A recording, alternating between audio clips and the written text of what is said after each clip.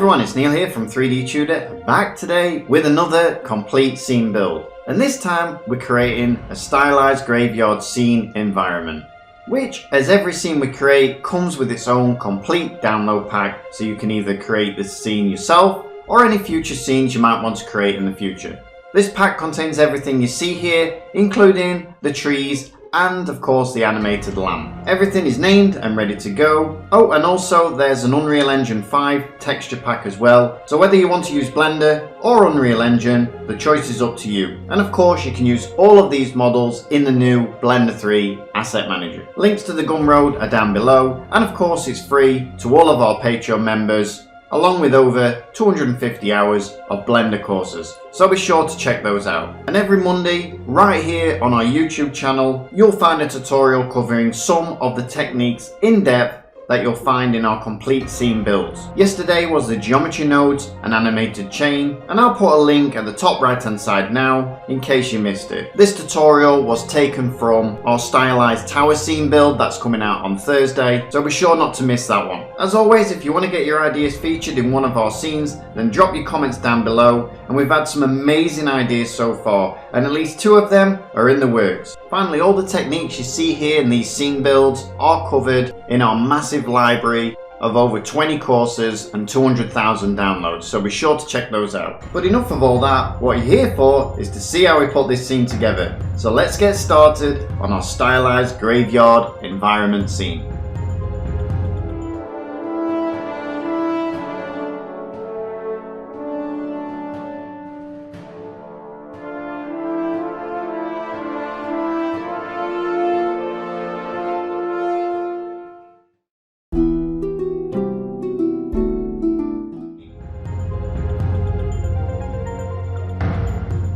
So in order to start off my project, I just opened up a basic template for Unreal Engine 5. I decided to begin my project by setting up my camera first, since the initial shot, the way I want to have my entire level to be set out, depends on where the camera is. And I basically wanted to have a type of a camera shot where it goes up the mountain sort of a view, so we'd have more and more detail going up the hill. So that's the initial idea that I had, and right now I'm just setting up the basic kind of spheres to have it kind of covered out idea for where the hills are going to be. Then the next step, I used a modeling mode, which you can enable through editing your plugin tab, and after which you get a bunch of tools to make use out of, and I'm simply making use out of a primal kind of a shape for a disk and just sculpting it out of this terrain. So I'm using it this way instead of just actually sculpting a terrain, since I wanted kind of a circular shape for this entire scene. So in case I want to have a camera shot of a turntable later on, I can make use out of that. So right now, after I'm done sculpting it, I decided that the next step I'm going to do is I'm going to set up a path for where the graveyard is going to have its own walkway. So I'm just setting it up using multiple camera shots, mainly using the top view to make sure that the overall kind of a layout is set up properly. I'm not too worried that they're floating a little bit at the moment, because we are going to come back to it, and we're going to make sure that the terrain is going to have more detail in the future. So right now it's just the basic kind of a layout for where I want to have my own path visible through the camera.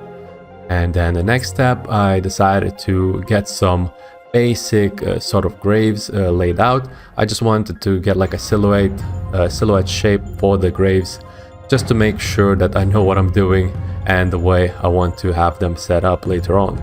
So right now I'm just getting a couple of variations, the basic variations of how I want them to look like, and later on they're going to be modeled with the basic silhouette for the graves. Mainly worried about what's in the foreground, since I want them to be slightly covering up the shot, so I'm making sure that certain ones are a little bit tilted, just to break down this entire kind of a edge for an angle. And then later on I was thinking how else I can break apart this kind of a scene, so I decided to go with a fence for this type of a shot. So I'm right now making a basic kind of a fence so I could use it within my gray box. I'm not too worried about how this looks exactly. I just wanted to make it just to be enough for this kind of environment for the gray box. So right now I'm just using the modeling mode to get a certain shape with some metal bars for the fence. And then afterwards I just went ahead and used that to duplicate it later on. The next step I did was make sure I make a building on the side of my camera. So I'm just using that where the structure is going to be. And afterwards I went on ahead and used sculpting, Dynamesh sculpting mode to just make some quick trees. And I also made sure I Dynamesh it a little bit, not Dynamesh it, simplify the geometry just to reduce the poly count. We don't need to overuse the poly count in this gray box, so I went ahead and just simplified it entirely using modeling mode. After which I used the fence to just simply duplicate on the gray box. I'm trying to make sure it's not just a kind of a square for the fence. I'm breaking up the scene using the fence as an asset. So I went ahead and just placed it in certain areas for that. After which I decided to just play around with the lighting since I didn't quite like it the way it was. I went ahead and made sure I positioned the lighting in a way that the shadows are going to be cast towards the camera. And this way I'm planning on also having a moon in the background, so it's going to help us with that as well. So then afterwards I went ahead and added a couple of graves and continued on with the fence. I realized that the bottom of the fence is a little bit too thin for an edge, so I went ahead and modified the topology to add a thicker base for it, so just to make sure that the asset is sticking through the terrain. After which I went ahead and made a quick coffin since I figured that this area for the scene is looking quite plain, so I went ahead and just made a quick prop just to break up the flow for an edge and make sure that the corner of the building is not just a completely flat looking kind of a structure. So after which I went ahead and added a little bit more of a structure integrity to the building. I went ahead and created a roof just to make sure that the initial shape for this entire building is clear to see even in a gray box. But I made sure that I didn't overuse the topology and just kept with the simplicity for the gray box. I created some piles of dirt just to break off the terrain, and I also made sure that think about them in a way to break down the ground and make sure that they're not looking too flat in comparison to the other assets. After which I went ahead and added a second building in the background. It's not going to be the primary for the scene, for the shot that I'm trying to make. So I went ahead and just quickly made a fast type of structure that's not going to be quite visible for the main shot, but it's still, I think, quite needed for what I want to do. And afterwards I also wanted to add a bit of a path towards it. Although it's not going to be visible on the main shot, I quite like the idea that the path is going towards there as well. It's not going to be taking too long to remake it afterwards. I just want to make sure that for what I'm making, if I'm making other shots, it's not going to be looking as plain for the environment. So I went ahead and also populated the rest of the location with more trees since I figured it would look quite dull otherwise. I made sure not to overuse the graves since that would look quite repetitive, but with the trees, in regards to the trees, they have a lot of noise to them, so they just break up the scene nicely. Afterwards I made sure I write down a list of the type of assets that I need to get in order to continue on with the work and produce this type of environment. So I made sure I write down the things that needs to be done, and also some things, some like particles for example, some motion that can be used in order to liven up the scene. So I'm just making sure I'm writing everything down in order to get a nice kind of a flow of what to do in order to not get lost when making this sort of environment. So after I'm done writing everything down, and also I made sure that I think of the type of foliage other than trees that are going to be used. Since it's a gray box, of course I'm not going to make it for this shot, but afterwards I definitely need to think of the type of foliage that needs to be added, and I figured that the twigs in the future are going to be looking quite nice. I went ahead and used modeling mode to combine the meshes together and This way I'm able to get a nice FBX kind of a model of the entire gray box combined, which I can then export it out nicely using Unreal Engine and get a nice model that can be then used as a real kind of a scale example to create the assets from within it.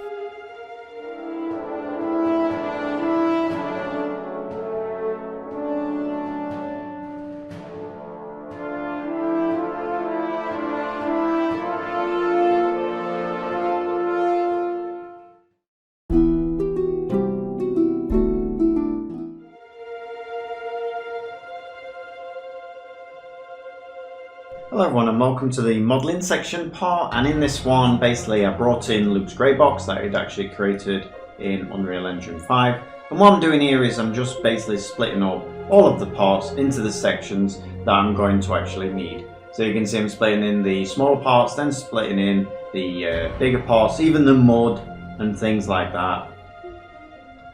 Basically anything that I think is going to have to be modelled again, which is pretty much everything. And then what I'm going to do is I'm going to make a start on this fence, and the first thing I'm going to do is a little technique where you can use the grease pencil and actually turn it into splines or curves. We have actually a tutorial on this. I'll put it up in the top right hand side, and you can see now I've used a solidify, and now I'm doing the top, and then I'm just going to pull them all together now, making sure that my resolution's pretty low. I don't want it too high, so it'll be way too high on the polygon count, especially when you're working with curves, so just keep an eye on that. And then what I'm doing is just pulling those top bits out, just making sure that all fits together, and you can see you've got that real stylized look. You can see I did a actual normal check there, just to make sure the normals are facing the right way before I continue. And then what I'm doing is just bringing them up. I've actually put it on normal there, as you can see, instead of global, just to make sure that those spikes all go the correct way. We don't want them all just going straight up. Just pulling it out now, just making sure it fits. And this will be the fence for the modular pack, so that's why I've actually made sure that everything goes together. It's important that you actually do that. So once you've actually created something, just make sure it goes together. Now I'm creating the first post. Luke did center a poster. It's pretty basic, so I want to actually add some stylized look and make it look kind of, you know, really fit the scene of the symmetry that we're going for here. So I thought I'd just bring in some simple cylinders, squish them up a bit. I think I've added an array to make sure they all go the same way, and I'm just bringing them in just to give it that kind of creepy look. And now I'm doing is I've just set the cursor there right in the center, and then I've just duplicated them and then rotated them by 90 degrees, and just to get them all in the correct place. Now I was thinking, shall I leave the post just as it is, but I thought, no, it's a little bit boring, so let's go one step further and let's put a base on the post. I think I'll come back to that, but now I'm going to go and put a mirror on and then do this bottom part of the fence. And again, I'm looking to make it a little bit different. I don't just want it to be a basic bottom stone bit, and now you can see that I'm using proportional editing with the randomize just to pull those out a little bit and make it look a little bit damaged. Add in as well to the actual fence, being as the fence is pretty bent. It looks like somebody's charged through it or something like that. And I thought, why not? We haven't actually got a gate on here, so why not, being as I've got my grease pencil already set up, I might as well use it again and actually create a nice fence. You might want to use it in your own actual scenes. Not sure if Luke will use this in his actual scene, but I created it anyway, just so I had that option, because I thought it would be a nice part to add to the opening of the actual cemetery. And I'm just tying it all up, making sure that we've got no bits that are sticking through, and making sure that it all goes together really nice. They wouldn't be the same size, so you can see I'm squishing down a little bit. Need to get rid of that bit because it was a little bit of a mess. Tidy up the bottom bit. Sometimes you'll get that with curves and things like that. You will get a little bit of a mess, so just make sure you tie those up. Doing the actual hinges, I thought I'd put some just simple hinges on there. It is actually stylized after all.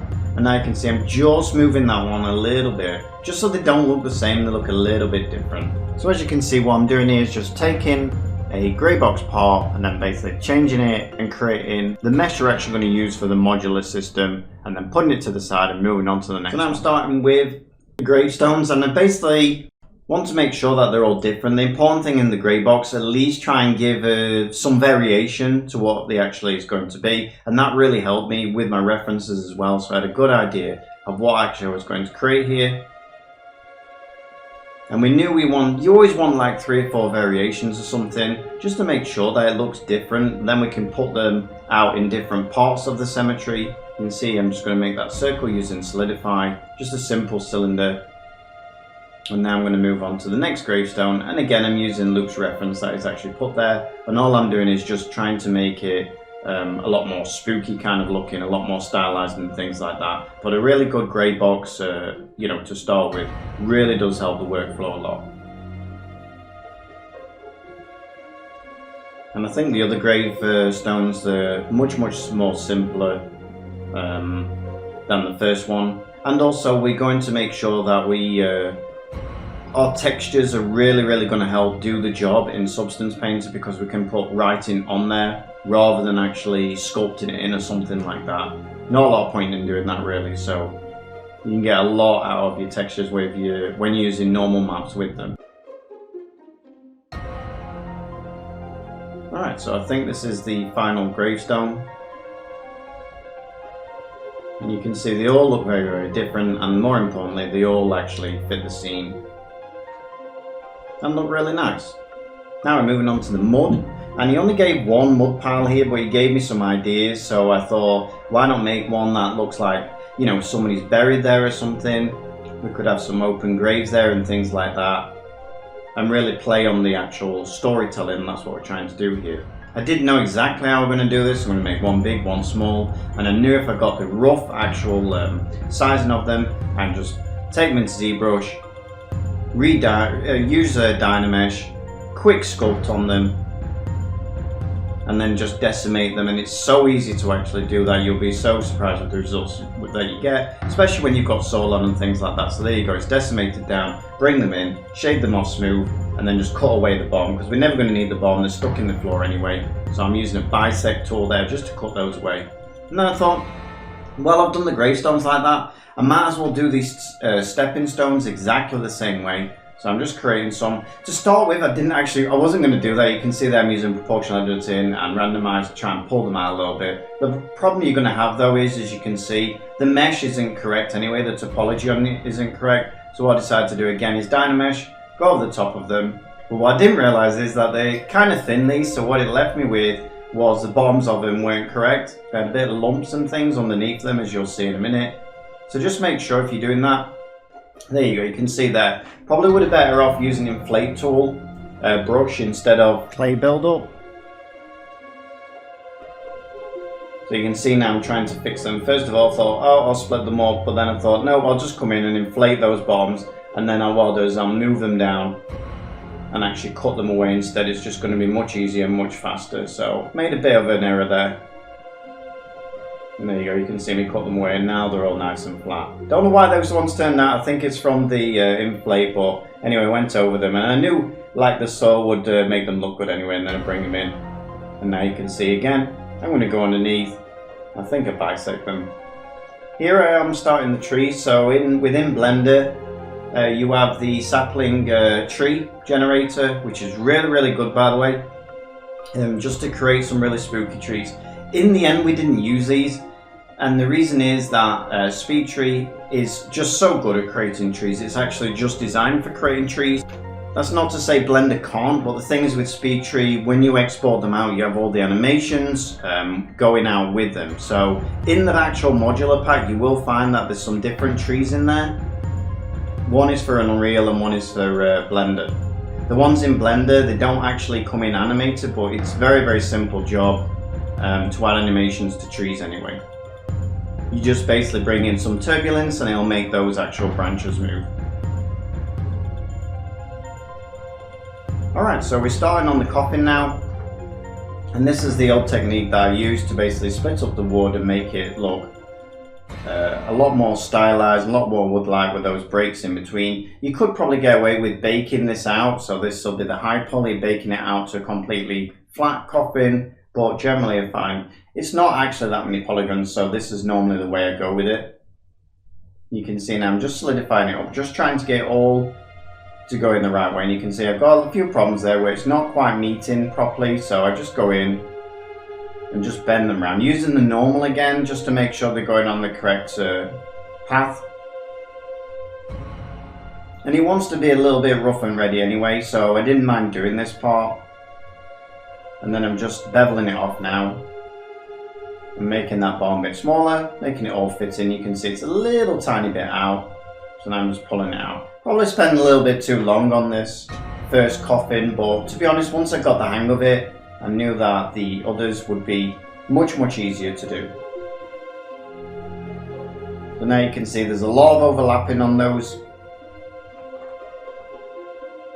And I tend not to worry about anything like that because I do know how to fix it, or I have some idea how to fix it, so I tend just to carry on and think, okay, I'll fix it when I'm done. And you can see there now I'm just starting to fix it and pull it all together now. You can see it's coming along really nice. And again, the grey box is stuck pretty much to what Luke had actually sent through here. And I'm just putting the inside, and the reason I'm doing that, just in case we have one that's open or anything like that, and also to give you the option with your own actual pack to have one open if you need to. You can see that I made a little bit of a mess. I duplicated them over and didn't take the bottoms with them because I only grabbed the top faces, and I'm just putting that down, and then I'll just make two, one with the open one and one with the top on it. And there you go. I actually made three, so I actually put the top on it as well, just in case we need it. And there we go. That looks a bit surreal. Testing the guy out to see if he actually fits in the coffin properly, but hey ho, we had to do it. So, and now we're on the other type coffins, the poor people's coffins, and pretty much the same thing, except obviously this one's much easier because it's just a simple rectangle.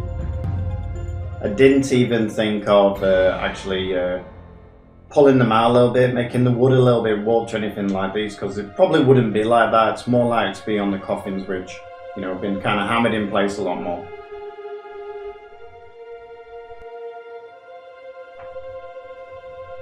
And I'm just splitting everything up, making sure it's all extruded out or solidified. It's up to you which way you do this really, but it's the same technique just over and over again. And then we'll just put some tops on it just to make sure. And you can see that I'm going to randomize just the top of it, just to pull them out, just to make it a little bit uneven. And that's the only bit I think I did. And again, I'm doing the same thing as what I did with the other coffin.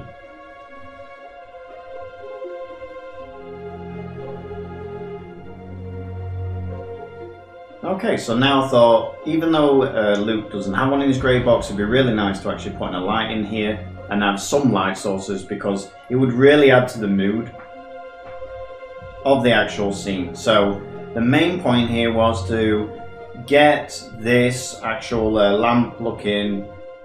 It's really hard to fit the scene. Sometimes you've got to make it look stylized, but it has to fit the scene. So for instance, if it was a fantasy scene, you'd make that light actually more like a teardrop, not the hard edges. Now you can see here I'm trying to get these corners to go right, to put them all the way around the rest of the lamp, and you can see I'm trying different things.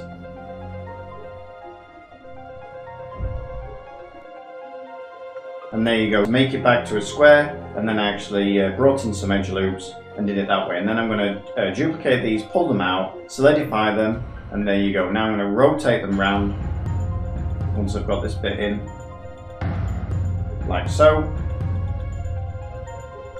And then just finish off the edge, but at the bottom, but I don't want too sharp edges on this. That's one thing you just need to make sure. You don't make the edges too sharp. You're going to have a bevel on it anyway, but sometimes it wouldn't be like that. They're built like this, more blocky. And now I'm doing this, creating the actual chain. And I always create chains out of circles. It's so much easier than using a torus, because you have so much control once you go back in of the sizing, the resolutions and all that sort of thing. Alright, so that's the light built. Now I'm starting on the first building. I don't actually think I start on this one. I think I make the church style building first. I think he just sent in, yeah, he sent in one of these buildings. So I thought, you know what, I'll create two buildings. One will be the church and one will be the place where they bury the people. Well, now again, trying to stick to the same theme. Yeah, and don't be scared once you build your actual grey box to actually try and take it a little bit further in case you need something.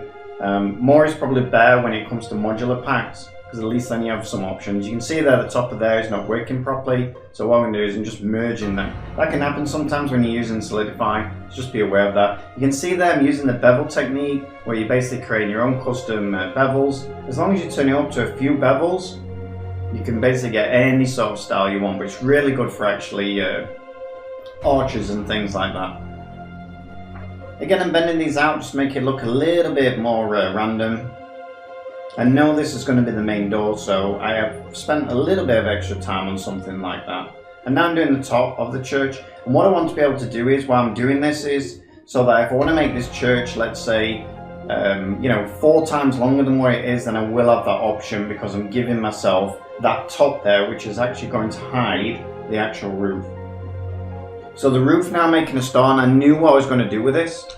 I was going to first of all create the tile like I did, and then what I was going to do is I'm going to take it into Zbrush and basically use the nano mesh to actually create. You can see that I'm pulling it out. I did have some problems in here that when I brought my roof tiles in, for some reason they weren't lining up with my actual roof that I brought in. They were way out of place, so I tried moving them over, resetting all the transformations, bringing them back in, but unfortunately I still had the same problem. I don't know what was actually causing that.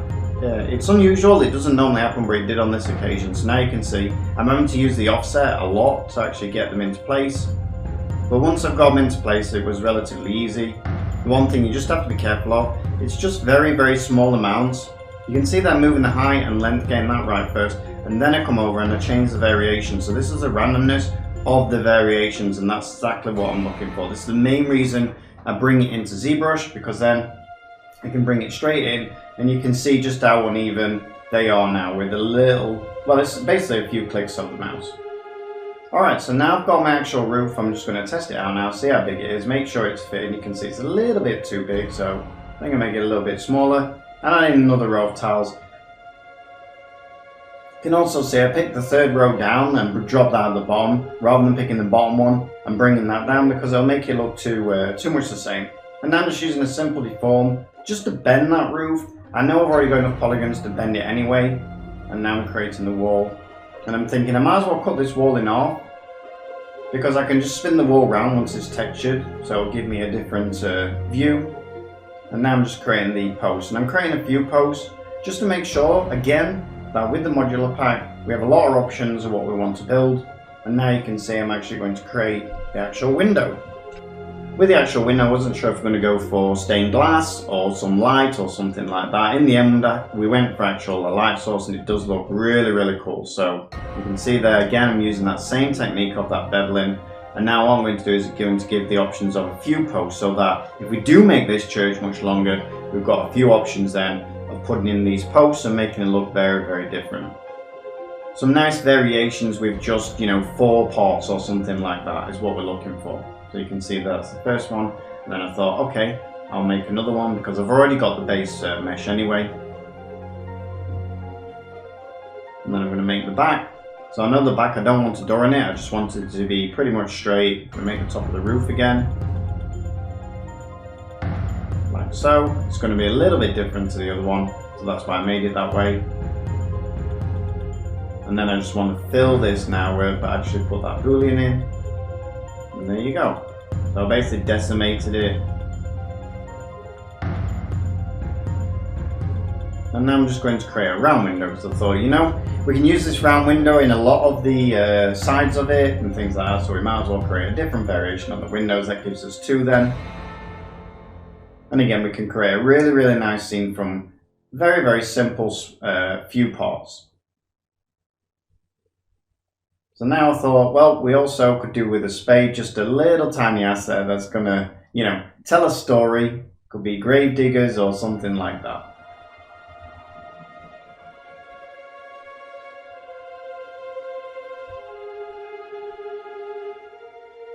And there we go, that's pretty much all of the parts done now, except the main building and the actual spires on top. So you can see them just creating those parts. And again, I've cut into just in case we want to make this much bigger, then we're able to use that part a lot of times. Okay, so on to the main building now. Simple block at the top. I thought I'll pull that in, and then we can actually put some symbol or something on there. And now I'm going to create not posts this time, or pillars. Well, I am creating pillars, but they're going to be rounded on this one instead, and give it a bit of variation from the other one. Again, you can see I'm not using any of Luke's actual grey box meshes because normally they come in, they're a bit of a mess, so you're better off creating your own. I knew I wanted to create this door a little bit different, and I also knew that I wanted to create it as a stone, so basically I've split all those off, used a bevel, and it just gives that real nice effect.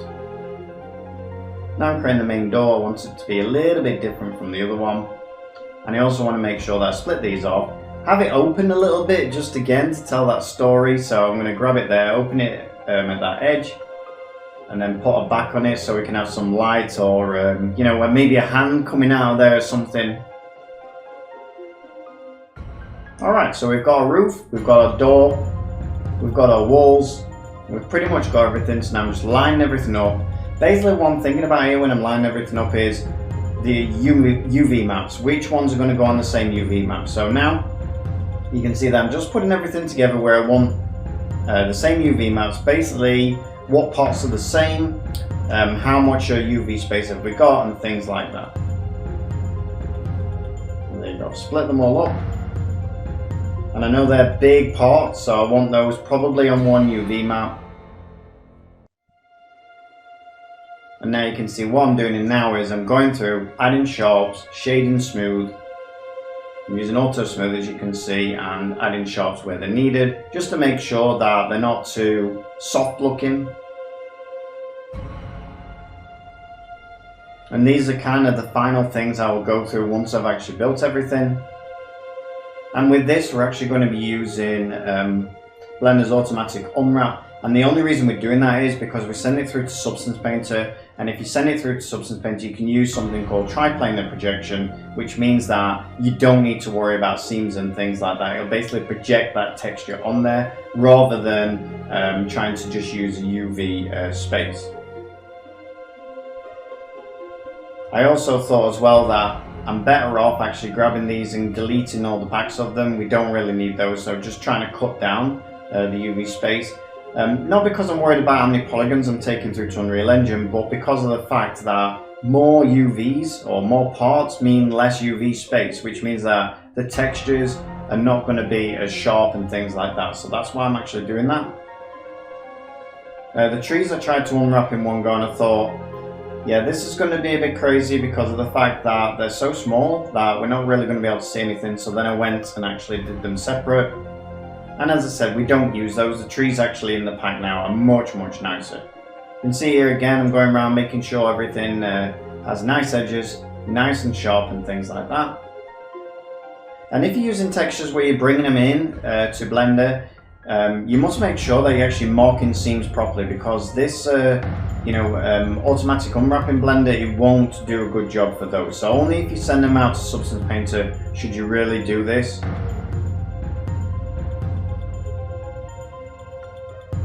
And even then, I do recommend that you learn how to actually UV map things correctly. I've spent years UV unwrapping things, so you know, if I have to unwrap something with seams and things like that, I know exactly what I'm doing. I recommend you learn that. Alright, so now we're on to the graves and coffins and things like that. Exactly the same process. Marking seams. Sorry, adding sharps, not marking seams. Smooth shading. Packing the islands. And just making sure that they're all average island scale, which means that basically everything that I've put together, they'll basically go against each other in size, so they'll make sure everything's the right size in comparison to what else is on the UV map. And now you can see I'm just going in, naming all the materials. This is important because when we send this out to Substance Painter doesn't work on individual assets or anything like that. It basically works on names of materials. So if I send through All of these pots were 5 materials. There'll basically be 5 pots in Substance Painter because that's how many materials there are. Alright, so that's everything now. I'm just having one final check, making sure it's in the same collection. And that's the modelling part of the scene done, guys. So I hope you got a lot out of that. I hope you learned a lot. Alright, so that's everything now. I'm just having one final check, making sure it's in the same collection. And that's the modelling part of the scene done, guys. So I hope you got a lot out of that. I hope you learned a lot. And next we should be on to actually texturing the scene.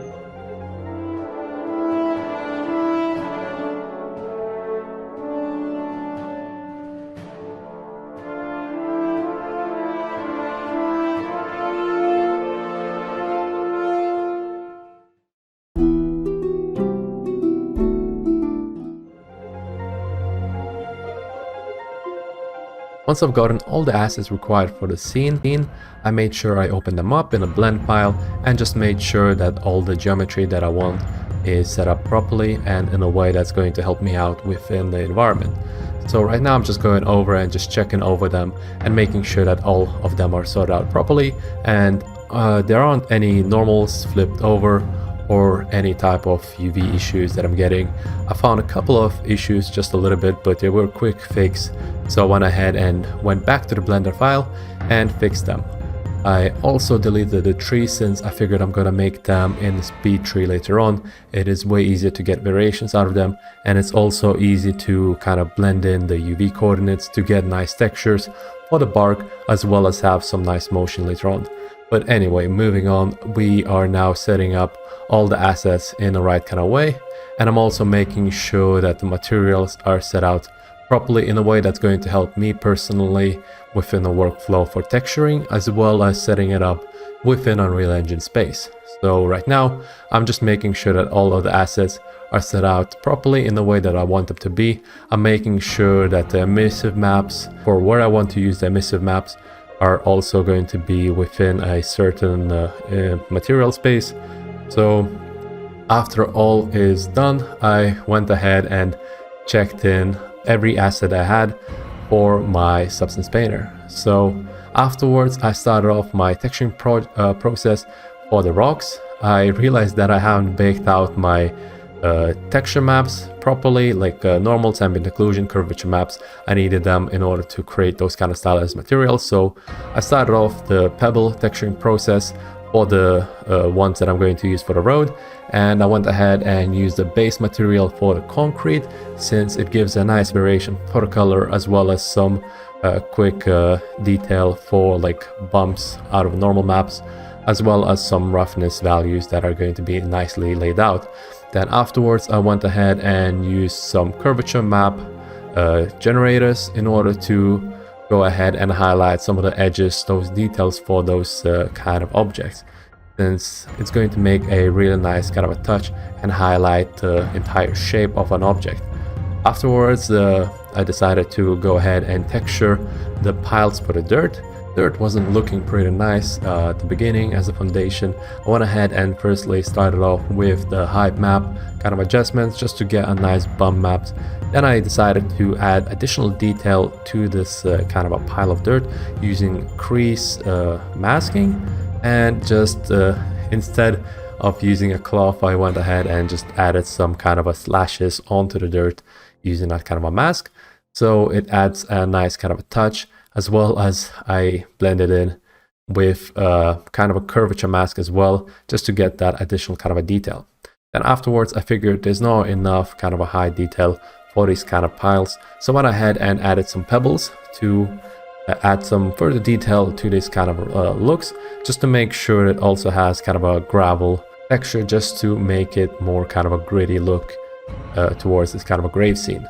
Afterwards I went ahead and textured the wood material. If you're interested in finding out in how to make this kind of a stylized wood, I recommend you checking out a course I did for a stylized wagon scene. And I basically use Substance Painter and Unreal Engine in order to create an iSet environment, and within it we use stylized materials and whatnot to create some nice kind of looking textures.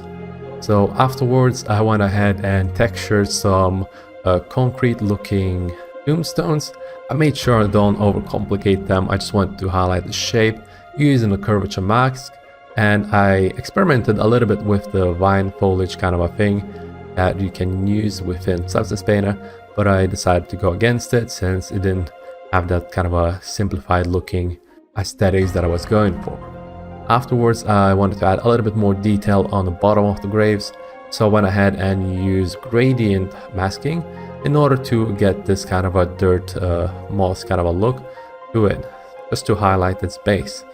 So afterwards, I went ahead and played around a little bit more with the curvature masking and just made sure that the detail that I'm getting out of material, the base material that I used, wasn't too intense. So I think I lowered it down by quite a bit actually, just to smoothen out this entire shape.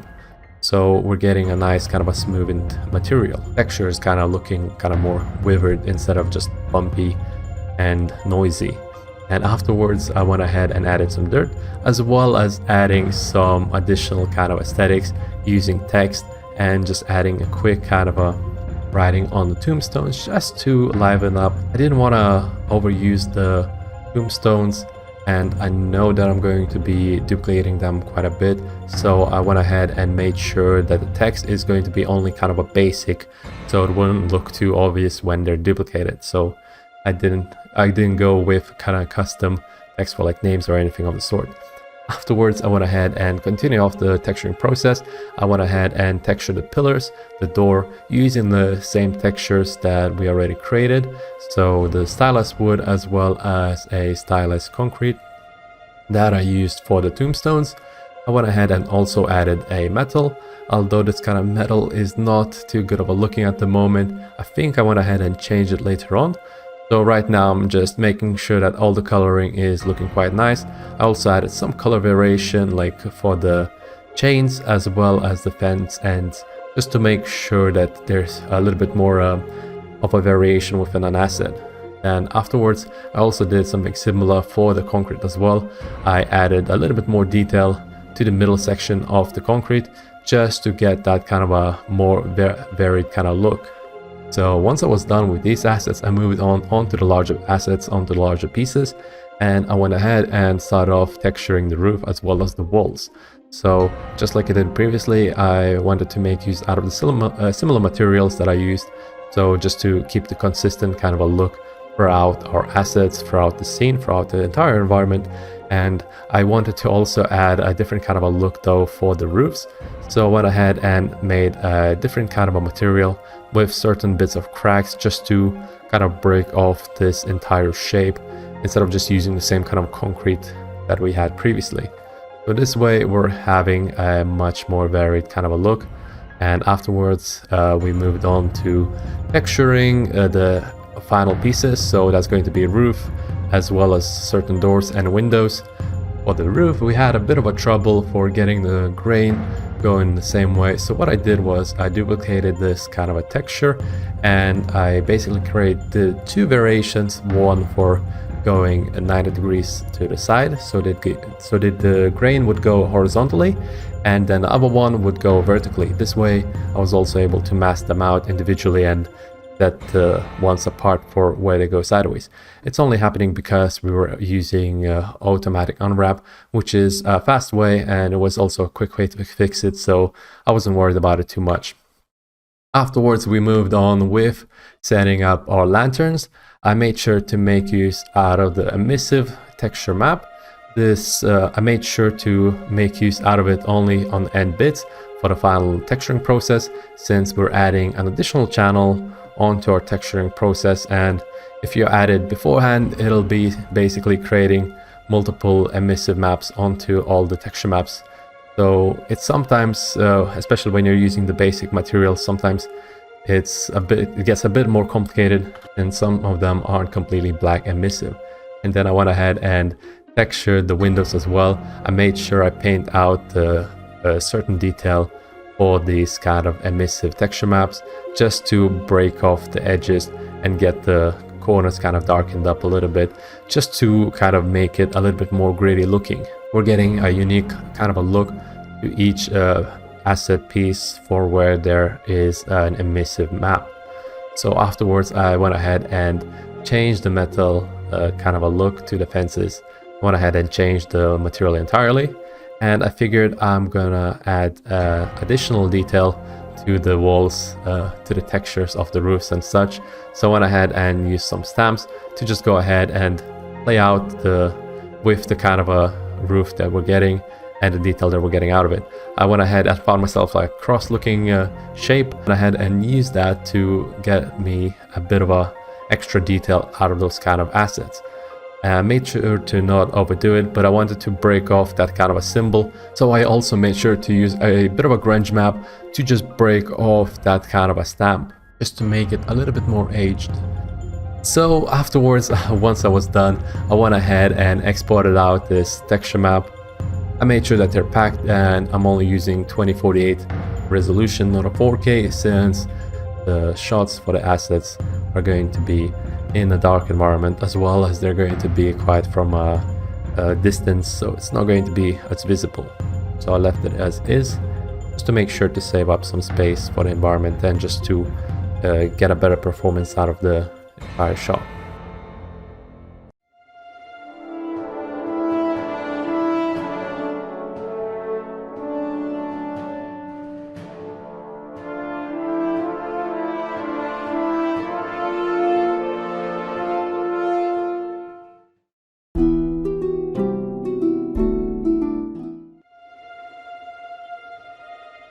Now, in order to create foliage, I went ahead and started by using a speed tree. It allows you to quickly make variations of different kinds of trees that you can also then quickly import it into your game engine without much of a worry. I used this program to just quickly make some variations, and I added some roots and the twigs to add additional kind of a silhouette that would just make it a little bit of a kind of a creepy scene towards the grave environment. So I just made sure that all the kind of twigs and all the roots are having a lot of noise, so they're going to be, the meshes themselves are going to be a little bit more deformed. And I also made sure to adjust the shape manually myself by getting the spline and having it controlled the way I wanted. So once I had the shape that I want and applied the bark texture, the one that I had set up, I went ahead and simply created a couple of variations of that tree just to get more out of this single generated kind of a tree. Just played around with the roots a little bit, and I've also added some additional kind of aesthetics by just making some bumps within the bark itself. So it's quite easy to do. Once you get a hang of the speed tree software, it's actually really nice and simple to make some quick adjustments. So now, in order to create the twigs for the foliage, for the kind of terrain, the ground itself, I went ahead and got myself a brush, a real quick brush of twigs of alpha brushes, and with these alpha kind of brushes, I simply stamped out the ones, the shapes that I liked, and I made sure that to rotate them in a way that's going to help me out, so the foundation would be standing at the base of the texture. Afterwards, I went ahead and used a kind of a grunge to overlay some additional texture detail for this kind of twig.